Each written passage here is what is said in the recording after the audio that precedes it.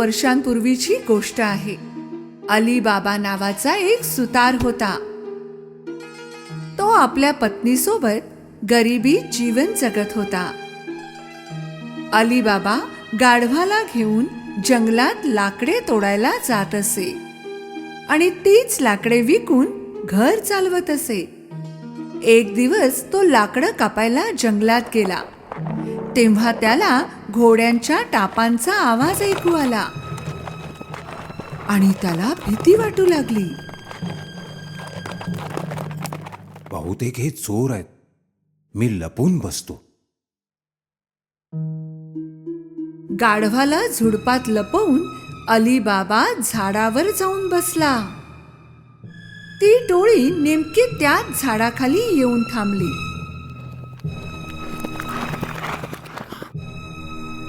अली बाबाने मोजले तर ते 40 होते.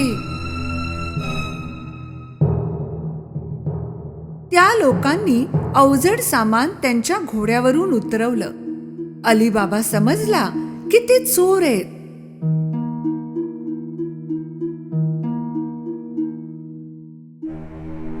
त्यांचा सरदार एका मोठ्या दगडाजवळ गेला आणि ओरडला, कुलजा सिम सिम. तेव्हाच काहीतरी विचित्र घडलं. तो मोठा दगड बाजूला झाला एखाद्या दरवाजासारखा आणि समोर होती एक गुहा.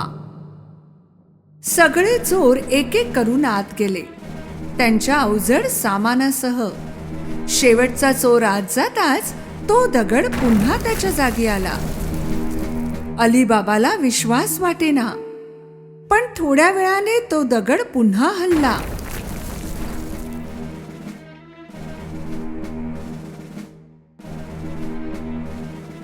सरदार बाहेर आला आणि पुन्हा ओरडला,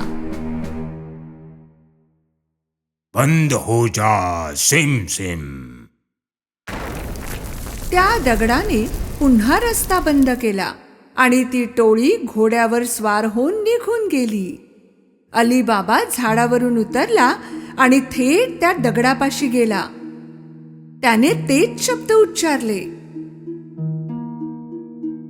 कुलजा सिम सिम.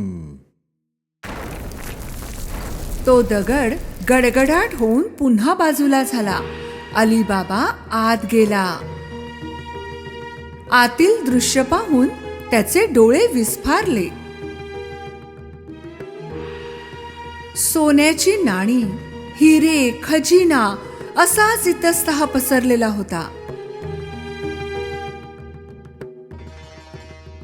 त्याने 3 पिशव्या भरून सामान घेतलं आणि निघून गेला. बाहेर पुन्हा त्याने तेच म्हटलं जे सरदार बोलला होता, बंद हो जा सिम सिम. त्याने सर्व सामान त्याच्या गाढवावर लादलं आणि घरी गेला. घरी गेल्यावर त्याने त्याच्या बायकोला ते सामान दाखवलं. तिलाही कळेना की अली बाबाने हे सगळं कोठून बरं आणलं. एवढं सोनं कुठे मिळालं? अली बाबाने तिला सगळं सांगितलं. ती ऐकून खुश झाली आणि सामान काढू लागली. चला मोजूया, आपल्याकडे किती नाणी आहेत. नको, एक खड्डा खणून ही लपवून ठेवूया. तू नाणी काढायला जागा तयार कर, मी कासिम कडून नाणी मोजायला भांड घेऊन येते. अली बाबाचा भाऊ कासिम खूप श्रीमंत होता, पण लोभी सुद्धा. त्याने कधीही अली बाबाला मदत केली नाही. म्हणून अली बाबा म्हणाला, या नाण्यांबद्दल कोणालाही काही सांगू नकोस, कोणालाही नाही. त्याची बायको कासिमकडे मापाचं भांड घ्यायला गेली. कासिमला जरा शंका आली म्हणून त्याने विचारलं, तुला कशासाठी हवंय? काय मोजणार आहेस त्याने? अलीबाबाच्या बायकोने काहीतरी खोटं नाटक सांगितलं. कासिमचा तिच्यावर विश्वास बसला नाही. त्याने हळूच भांड्याच्या खालच्या बाजूला मध लावून दिलं त्याच भांड्याने त्यांनी नाणी मोजायला सुरुवात केली आणि मग सगळी नाणी गाडून टाकली.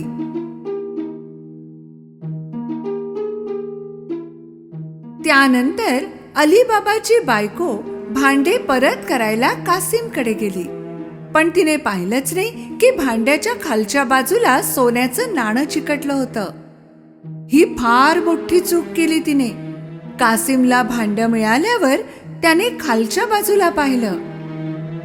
सोन्याचं नाणं पाहून त्याला धक्काच बसला. कुठून मिळालं असेल अलीबाबाला ते सोनं? कासिमला रात्रभर झोप आली नाही. सकाळ होताच तो अलीबाबाच्या घरी गेला आणि त्याला भांड्याच्या खाली चिकटलेलं नाणं दाखवलं. अलीबाबा, तू सोनं खरेदी तर करू शकत नाहीस, मग कुठून आलं हे सोनं? सांग मला. अलीबाबाने त्याला सर्व काही सांगितलं, जेणेकरून त्याने कोणाला आणखी काही सांगू नये. जर तू मला त्या ठिकाणी घेऊन गेला नाहीस तर मी चोरांना सांगून टाकेन तू काय केलंय. पण कासिम, अलीबाबाला माहित होतं की कासिम खरंच सांगेल, त्यामुळे त्याला कासिमला त्या जागी न्यावंच लागलं. ती गुहा याच शिळेच्या मागे आहे. आता चल, इथून लवकर जायला हवं. ते चोर परत यायला झालेत. दोघेही घरी परत आले, पण कासिमच्या डोक्यात तेच विचार होते. तो लगेच 2 हंडे घेऊन त्या गुहेत पोहोचला. तेथे गेल्यावर त्याने तेच शब्द उच्चारले जे अलीबाबाने सांगितले होते. खुल जा सेम सेम. तो दगड बाजूला झाला आणि दरवाजा उघडला. कासिमचा विश्वास बसेना. आतील दृश्य पाहून त्याला आश्चर्य वाटलं. एवढं सोनं पाहून त्याचं डोकंच फिरलं. घाईघाईत त्याने पोत्यात सोनं भरलं. जेव्हा मावेना तेव्हा तो बाहेर पडू लागला, पण दरवाजा तर बंद झाला होता आणि ते उघडायचे शब्द होते ते त्याला आठवत नव्हते. तो काहीही शब्द बोलू लागला. खुल जा टिम टिम, खुल जा कुमकुम, खुल जा झिमझिम. काहीही बोललं तरी तो दरवाजा काही उघडेना. तो घाबरला, त्याला काही सुचेना. तेवढ्यातच चोर गुहेपाशी आले. त्यांना कासिमची गाढवे पाहून शंका आली आणि त्यांनी आपल्या तलवारी सरसावल्या. खुल जा सेम सेम.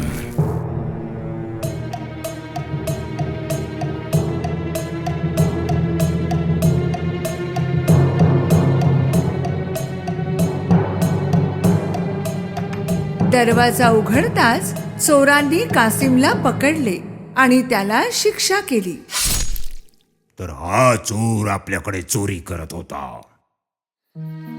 रात्री उशिरापर्यंत कासिम घरी आला नाही. तेव्हा त्याच्या बायकोला काळजी वाटू लागली. तिने अलीबाबाकडे मदत मागितली. अलीबाबाला सुद्धा कासिमची काळजी वाटत होती. तो गुहेत पोहोचला तर त्याला कासिमची गाढवे दिसली. तेव्हा त्याला समजले की कासिमला चोरांनी मारलं असावं. त्याने त्याच्या बायकोला सगळं सांगितलं.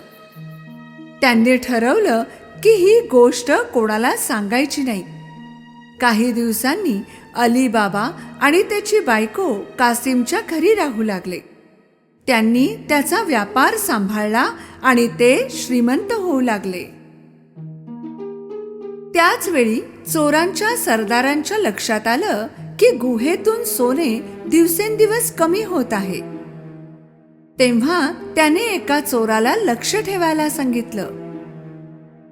शहरामध्ये जा आणि बघ, कोणी असा माणूस आहे का की जो अचानक श्रीमंत झालाय आणि खूप खर्च करायला लागलाय. त्या चोराची नजर पडली अलीबाबावर, जो सोन्याची नाणी घेऊन बाजारात फिरत होता. त्याने त्याचा पाठलाग केला. अलीबाबा घरात गेल्याबरोबर चोराने घरावर खूण केली. संध्याकाळी कासिमची बायको जेव्हा घोड्यांना पाणी द्यायला गेली, तिने ती खूण पाहिली. तिच्या लक्षात आलं की काहीतरी संकट येणार आहे. तेव्हा तिने रंग घेऊन जवळपासच्या सगळ्या दरवाजांवर तशीच खूण केली. सकाळ होताच 40 चोरांची टोळी अलीबाबाचं घर शोधू लागली. तेव्हा त्यांना सगळ्या दरवाजांवर तशीच खूण दिसली. निराश होऊन ते परत फिरले. पण त्यांचा सरदार हट्टी होता. त्याने वेषांतर करून त्याचा शोध सुरू केला आणि गुपचूप तो पोहोचला अलीबाबाच्या घरी. दरवाजा वाजवला तर अलीबाबाने उघडला. मी खूप दुरून आलोय. मी तेल विकायला चाललो होतो. असं ऐकलंय की तुम्ही इथले सर्वात श्रीमंत माणूस आहात. तेल खूप चांगलं आहे. तुम्ही घेणार?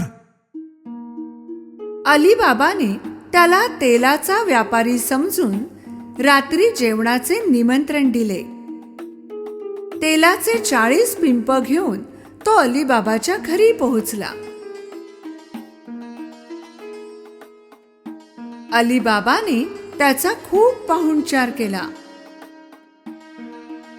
रात्री तेथेच थांबायचा सल्ला दिल्यावर सरदार आनंदाने तेथे राहायला तयार झाला. जेव्हा ते दोघे जेवत होते तेव्हा कासिमची बायको तेलाची पिंपे पाहायला गेली आणि तिला काही आवाज ऐकू आले. आपण निघूया का बाहेर? नको नको. तेव्हा तिला कळलं की यात तेल नाही, चोर लपले आहेत. ती स्वयंपाकघरात गेली आणि तिने खूप तेल गरम केलं आणि प्रत्येक पिंपात गरम तेल टाकलं. आत बसलेल्या चोरांची स्थिती बिघडली, पण ते काहीच करू शकले नाही.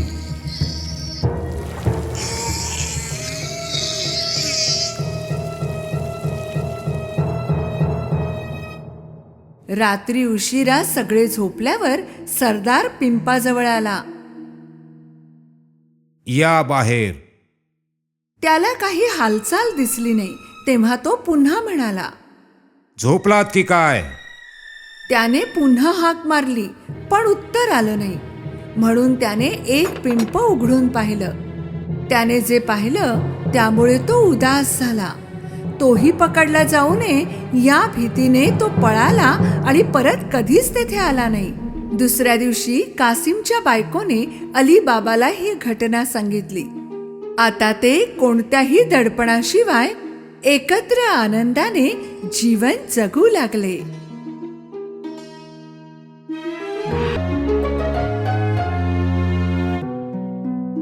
खूप वर्षांपूर्वी एका लहानशा शहरात एक खेळणीवाला राहत असे, ज्याचं नाव होतं जिपेटो. तो लाकडाची खेळणी बनवून विकत असे. त्याला आयुष्यात एकच दुःख होतं की त्याला मुलबाळ नव्हतं. एक दिवस जंगलात त्याला एक झाडाचा ओंडका सापडला, जो खेळणी बनवायला चांगला होता. अगदी छान आहे हे लाकूड. मी याचा एक छानसा पुतळा बनवतो. जिपेटो ते लाकूड घेऊन त्याच्या कार्यालयात गेला. एका टेबलावर ते लाकूड ठेवून त्याने पुतळा बनवायला सुरुवात केली. अचानक काहीतरी विचित्र घडलं. त्या लाकडातून एक आवाज आला.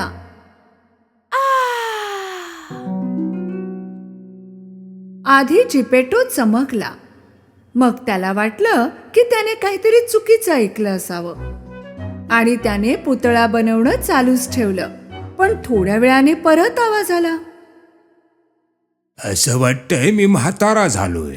बहुतेक आता माझे कानही वाजू लागलेत. जिपेटोने आपलं काम चालूच ठेवलं. सगळ्यात आधी पुतळ्याचा चेहरा बनवला, मग त्याचे हात आणि पाय. जिपेटोचा पुतळा पूर्ण झाला. पुतळा खुर्चीवर ठेवून त्याने साफसफाई केली. तेव्हाच त्याला एक आवाज आला. हॅलो. जिपेटोने इकडे तिकडे पाहिलं, पण त्याला पुतळ्याशिवाय आणखी कोणी दिसलंच नाही. म्हणून तो त्याचं काम करतच राहिला. थोड्या वेळाने त्या पुतळ्याने खुर्चीवरून खाली उडी मारली आणि तो नाचू लागला. हे पाहून जिपेटोचं डोकंच फिरलं. अरे बापरे, हा पुतळा बोलतोय नि डोलतोय. हा लहान मुलगा नव्हता, तरी लहान मुलासारखा हसत बोलत आणि नाचत होता. जिपेटोने त्याला उचललं. आजपासून तुझं नाव पिनोकिओ आहे बरं का माझ्या बाळा. जिपेटो आणि पिनोकिओ आनंदाने राहू लागले. पिनोकिओचं शाळेत जायचं वय झालं, पण जिपेटोकडे त्याच्या वह्या पुस्तकांचे पैसे नव्हते. म्हणून जिपेटोने त्याचा कोट विकून ते पैसे पिनोकिओला दिले. पिनोकिओ ते पैसे घेऊन शाळेकडे निघाला. रस्त्यातील सगळ्या लोकांकडे आणि दुकानांकडे पाहत. अचानक त्याला समोर एका जागी जरा गडबड दिसली. काय चाललंय हे पाहण्यासाठी तो गर्दीमध्ये गेला आणि सहजपणे तो पलीकडे पोहोचला. लहानसा होता ना तो. त्या बाजूला होता एक रंगीबिरंगी मोठा तंबू, सर्कशीचा तंबू. तेथे एक जोकर तिकीट घेण्यासाठी लोकांना हाका मारत होता. पिनोकिओला पाहायचं होतं की आत काय आहे, पण जोकरने त्याला थांबवलं आणि म्हणाला, आत जाण्यासाठी पैसे लागतात. पिनोकिओला ते पैसे आठवले जे जिपेटोने त्याला शाळेसाठी दिले होते. पैसे आहेत माझ्याकडे. त्याने ते पैसे काढले आणि जोकरला दिले. तंबूमध्ये खूप मजा येत होती. त्याने तेथे काही पुतळे पाहिले जे स्टेजवर नाचत होते. अरे वा, हे दोघेही लाकडाचे आहेत. पिनोकिओ सुद्धा स्टेजवर चढून त्यांच्या सोबत नाचू लागला. पण हे तेथे उभ्या असलेल्या प्रेक्षकांना आवडले नाही. सर्कशीचा मालक, जो वरून त्या पुतळ्यांना दोरीने नाचवत होता, खूप खुश झाला एक जिवंत पुतळा पाहून. अरे वा, किती छान. दोरी शिवायचा हा पुतळा, हा तर मला अगदी मालामाल करून टाकेल. शो संपल्यावर त्याने पिनोकिओला पकडलं आणि बंदी बनवलं. पिनोकिओला खूप दुःख झालं की त्याने जिपेटोचं ऐकलं नाही आणि शाळेत गेला नाही, आणि तो रडू लागला.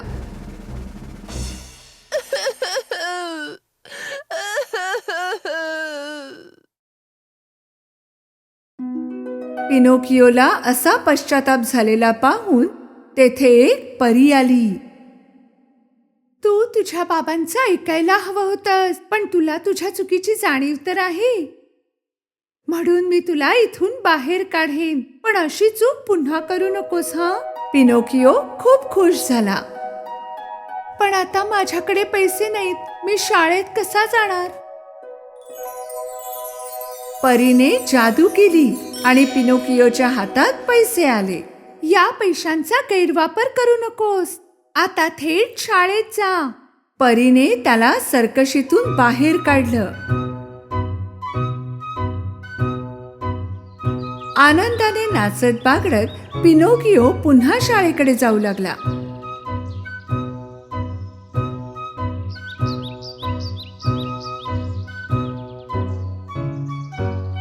त्याला एवढा आनंदात पाहून चतुर कोल्हा आणि त्याचा मित्र वेडा बोक्याने त्याला रस्त्यात गाठलं आणि त्याचे पैसे लाटण्याची योजना बनवली. अरे बाबा, एवढ्या आनंदात कुठे बरं निघालायस? मी माझ्यासाठी वह्या पुस्तके घ्यायला चाललो आहे. अरे, एवढ्याशा पैशांमध्ये तुला कोण देणार? मी तुला यापेक्षाही खूप जास्त पैसे देऊ शकतो. मला काय करावं लागेल? तुझ्याकडचे पैसे आमच्याकडे दे, आम्ही ते जादूच्या शेतात पेरतो. मग तुझ्याकडे सुद्धा तुझं स्वतःचं पैशाचं झाड असेल. जेव्हा तुला गरज असेल तेव्हा त्यावरचे काढत जा. भोळ्या भाबड्या पिनोकिओने कोल्ह्यावर विश्वास ठेवून पैसे देऊन टाकले. पैसे घेऊन कोल्हा आणि बोका पळून गेले. पिनोकिओला काळजीत पाहून परी पुन्हा आली. तू अजून शाळेत नाही गेलास? मी जे पैसे दिले होते वह्या पुस्तकांसाठी ते कुठे आहेत? परीला माहित होतं की त्याने ते पैसे कोल्ह्याला दिलेत. ती पिनोकिओला म्हणाली, माझ्याशी खोटं बोलू नकोस, नाहीतर शिक्षा करेन मी. तरीही पिनोकिओ खोटं बोलला. मी वह्या पुस्तके घेतली पण शाळेतच ठेवली. एवढं बोलताच त्याचं नाक लांब होऊ लागलं. तू खरं बोलत आहेस का? जसजसा तो खोटं बोलत होता त्याचं नाक लांब लांब होत होतं. इतकं लांब की आता डोकं हलवणं सुद्धा कठीण झालं. अरे अरे, हे काय होतंय? मग त्याने परीला सगळं खरं खरं सांगितलं की काय झालं होतं. पिनोकिओने सत्याचा मार्ग स्वीकारला म्हणून परीने त्याचं नाक पुन्हा बरोबर केलं. मी तुला माफ केलं कारण तू खरं बोललास. जादूने तिने ते पैसे त्याला परत केले जे कोल्ह्याने त्याच्याकडून घेतले होते आणि त्याला समजावलं की पुन्हा पैसे वाया घालवू नकोस. पैसे हातात ठेवून पिनोकिओ पुन्हा नाचत बागडत पुढे निघाला. आणि आता एक नवी समस्या पुढे आली. सर्कशीचा मालक ज्याने त्याला डांबून ठेवलं होतं तो तेथेच उभा होता. सर्कशीचा मालक पिनोकिओवर खूप नाराज होता कारण तो तेथून पळून आला होता. त्याला शिक्षा करायची होती. त्याने पिनोकिओला उचलून समुद्रात फेकून दिलं. पिनोकिओ समुद्रात पडला पण बुडाला नाही. तो वरच राहिला कारण तो लाकडाचा बनलेला होता. त्याला वर राहण्यात मजा वाटू लागली आणि त्याने हातपाय हलवून पोहायला सुरुवात केली आणि तो हळूहळू किनाऱ्याकडे येऊ लागला. अरे, हे काय? कुठे आहे मी? पिनोकिओला जाणवलं की तो एका अंधाऱ्या जागी होता. आजूबाजूला काहीच दिसत नव्हतं. खरं तर पिनोकिओला एका मोठ्या माशाने गिळलं होतं आणि आता तो त्याच्या पोटात होता. दुसरीकडे जिपेटो पिनोकिओच्या काळजीत होता आणि त्याला शोधायला बाहेर पडला. Pinocchio, Pinocchio. शेवटी तो तेथे पोहोचला जेथून पिनोकिओला समुद्रात फेकलं गेलं होतं. तेथे मच्छीमारांना त्याने विचारलं. एका मच्छीमाराला माहित होतं मुलाबद्दल. त्याने सांगितलं की तो समुद्रात पडला होता. जिपेटोने त्याला मदत मागितली. त्याला माहित होतं की जिपेटो एक चांगला माणूस आहे. तो त्याला मदत करायला तयार झाला. जिपेटोला त्याने एक छोटीशी बोट दिली पिनोकिओला वाचवायला. जिपेटो बोट घेऊन समुद्रात जात राहिला. थोड्या वेळात एक मोठं वादळ आलं. त्या छोट्याशा बोटीने एका मोठ्या वादळाचा सामना नाही होऊ शकला आणि बोट बुडाली आणि जिपेटो अचानक समुद्राच्या पाण्यात बुडाला. जिपेटोचे वय खूप जास्त होतं आणि त्याला पोहता देखील येत नव्हतं. तो समुद्रात खोल जाऊ लागला. त्याच वेळी ज्या मोठ्या माशाने पिनोकिओला गिळलं होतं त्यानेच जिपेटोलाही गिळलं. जिपेटो त्याच्या गळ्यातून उतरून थेट पोटात गेला आणि त्याला एका लहान मुलाच्या रडण्याचा आवाज आला. अचानक त्याने तो आवाज ओळखला. पिनोकिओ, सापडलास माझ्या बाळा. तुला माहित आहे मी किती काळजीत होतो. बाबांचा आवाज ऐकून रडत रडत पिनोकिओने बाबांना मिठी मारली. सॉरी पप्पा, मी तुमचं ऐकलं नाही. मला क्षमा करा, यापुढे मी तुमचं ऐकेन. यावेळी पिनोकिओला खरंच पश्चाताप झाला आहे हे पाहून परीने त्या दोघांना वाचवायचं ठरवलं. परीने त्या दोघांना माशाच्या पोटातून बाहेर काढून किनाऱ्यावर आणून सोडलं. त्या दिवसापासून पिनोकिओ शहाणा झाला. तो नेहमी आपल्या बाबांचं ऐकत असे. रोज तो शाळेत जायचा आणि शाळेतून आल्यावर बाबांची मदत करायचा. परीने पाहिलं की पिनोकिओ एवढा चांगला मुलगा झाला होता म्हणून त्याला बक्षीस द्यायचं ठरवलं. एका रात्री तो जेव्हा झोपला होता तेव्हा परी त्याच्याजवळ आली आणि त्याच्यावर जादू केली. सकाळ झाल्यावर पिनोकिओ शाळेत जायला तयार होण्यासाठी उठला. उठताना त्याला जाणवलं की काहीतरी वेगळं आहे. त्याने त्याचे हात पाहिले, मग शरीर पाहिलं. त्याला आश्चर्य वाटलं. तो आता लाकडाचा राहिला नव्हता. तो इतर माणसांसारखाच होता, तशीच त्वचा होती. तो उडी मारून त्याच्या बाबांकडे गेला. पप्पा पप्पा, माझ्याकडे बघा. आपला मुलगा संपूर्ण माणसासारखा झालेला पाहून जिपेटोला खूप आनंद झाला. पिनोकिओ, आता तू माझा खरा मुलगा झालास. बाप लेकांनी एकमेकाला मिठी मारली, डोळ्यात आनंदाश्रू घेऊन. पिनोकिओ नंतर कधीच खोटं बोलला नाही आणि त्याचं नाक जसंच्या तसं राहिलं. फार वर्षांपूर्वीची गोष्ट आहे. एक सुंदर राजकन्या एका भल्या मोठ्या महालात राहत होती. एक दिवस तिच्या वडिलांनी म्हणजे महाराजांनी तिला वाढदिवसाची भेट म्हणून एक सोनेरी चेंडू दिला. हॅपी बर्थडे बाळा. थँक्यू बाबा. राजकन्येला हा सोनेरी चेंडू खूप आवडत होता आणि ती सतत त्या चेंडू सोबत खेळत असे. एक दिवस ती खेळता खेळता महालाच्या बाहेर गेली. राजकन्या खेळता खेळता एका तलावाजवळ पोहोचली.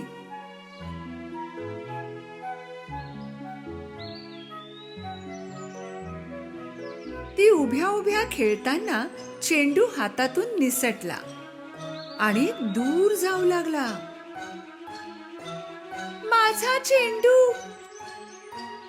ती चेंडूच्या मागे धावू लागली, पण चेंडू वेगाने पुढे जात होता. पुढे जाऊन चेंडू त्या तलावात पडला आणि खोल पाण्यात बुडून गेला. अरे देवा. राजकन्या तलावाजवळ बसून रडू लागली. ओ, माझा सोनेरी चेंडू, आता मी त्याला कसा परत आणू? अचानक तिला एक आवाज ऐकू आला. हे सुंदर राजकुमारी, आपण अशा का रडत आहात? तिने अवतीभोवती पाहिले, पण तिला कळलं नाही की आवाज कुठून येतोय. काळजीपूर्वक पाहिलं तेव्हा तिला कळलं की तो आवाज एका बेडकाचा होता, जो तिच्या जवळ बसून तिला पाहत होता. बेडूक राजकन्येजवळ उडून बसला आणि पुन्हा विचारू लागला. काय झालं राजकुमारी, आपण का रडत आहात? राजकन्या हैराण झाली एका बोलणाऱ्या बेडकाला पाहून. एक बोलणारा बेडूक, हे कसं शक्य आहे?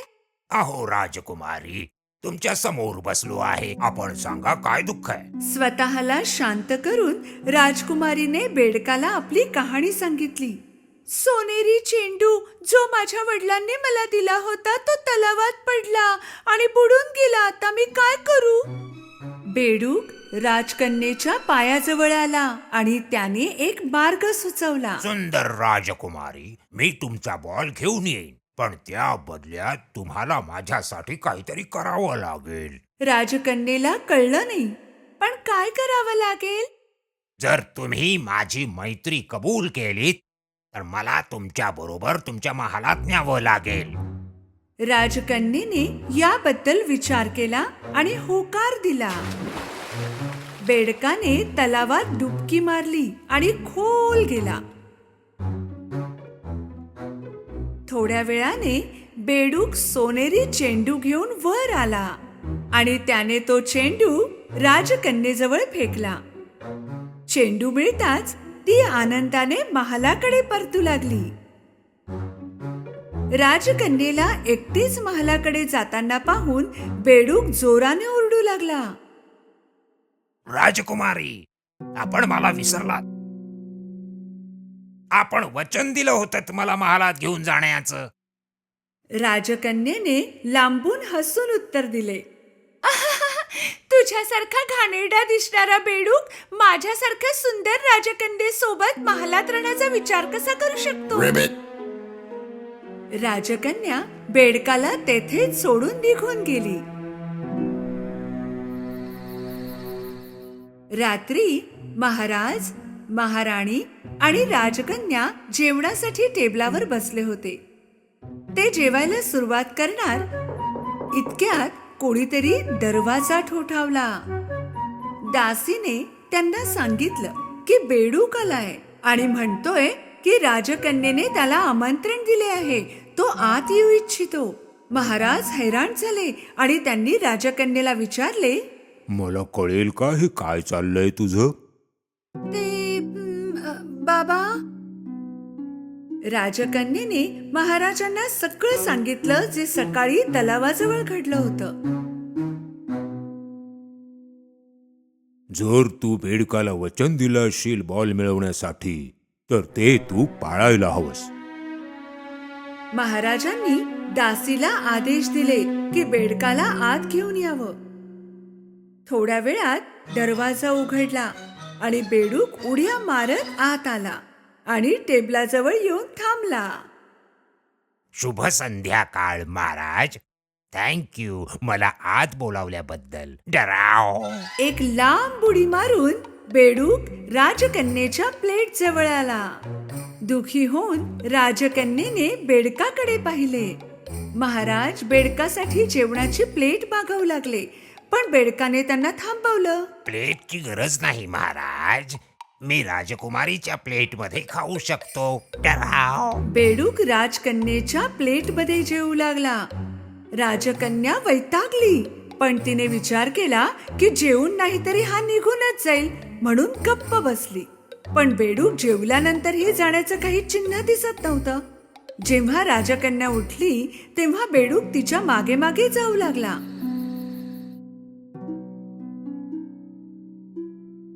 काही वेळानंतर बेडकाला झोप येऊ लागली.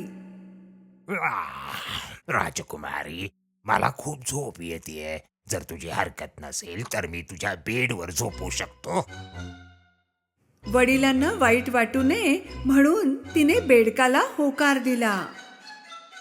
बेडकाने बेडवर उडी मारली आणि राजकन्येच्या मऊ उशीवर झोपी गेला. आपला सगळा राग मनात ठेवून राजकन्या बेडकाच्या बाजूला जाऊन झोपली.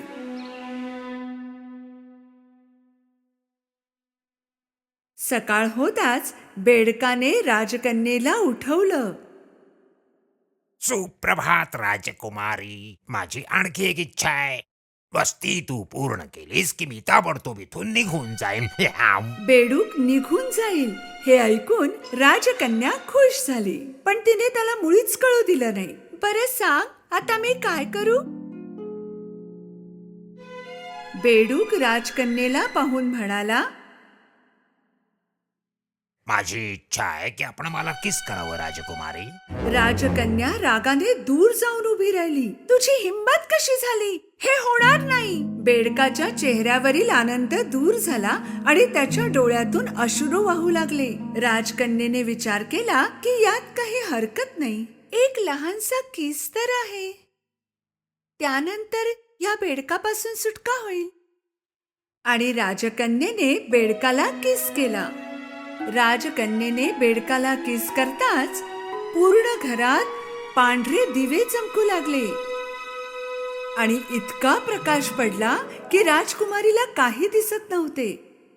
थोड्या वेळाने जेव्हा तो प्रकाश कमी होऊ लागला तेव्हा राजकुमारीला पुन्हा सारं दिसू लागलं, पण यावेळी तिला स्वतःच्या डोळ्यावर विश्वास बसत नव्हता. जिथे बेडूक उभा होता तिथेच आता एक सुंदर राजकुमार होता. राजकुमारीला भानच राहिलं नाही की हे खरं आहे की स्वप्न, आणि म्हणून तिने विचारलं, तुम्ही कोण आहात? तो बेडूक कुठे आहे? हे सुंदर राजकुमारी, मी एक दूरच्या राज्याचा राजकुमार आहे. एका चेटकिणीने तिच्या जादूने मला बेडूक बनवलं होतं.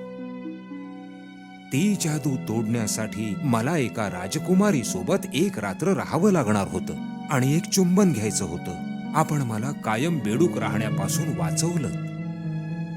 राजकन्या हैराण झाली, पण आनंदितही झाली. दोघं महाराजांकडे गेले आणि त्यांना संपूर्ण कहाणी सांगितली. बाळा, तुला बेडकाने आज एक शिकवण दिली आहे. पूर्ण सत्य जाणून न घेता केवळ दिसण्यावरून कुणाचीही परीक्षा करू नये. महाराजांनी काही दिवस राजकुमारचा पाहुणचार केला आपल्या महालात. राजकुमार आणि राजकुमारी तलावाकाठी आले, जेथे ते दोघे पहिल्यांदा भेटले होते. हे राजकुमारी, आपण माझ्याशी विवाह करून माझ्यासोबत याल? राजकन्येने मान हलवून होकार दिला. त्याच क्षणी एक आवाज ऐकू येऊ लागला. Ribbit, ribbit. दोघांनी मागे वळून पाहिले, जेथून आवाज येत होता. तलावाजवळ एक बेडूक होता. दोघांनी आपले श्वास रोखून धरले आणि त्या बेडकाच्या बोलण्याची वाट पाहू लागले, पण असं काही झालं नाही. चिंता करू नकोस छोट्या बेडका, एक दिवस तुलाही तुझी राजकुमारी मिळेल.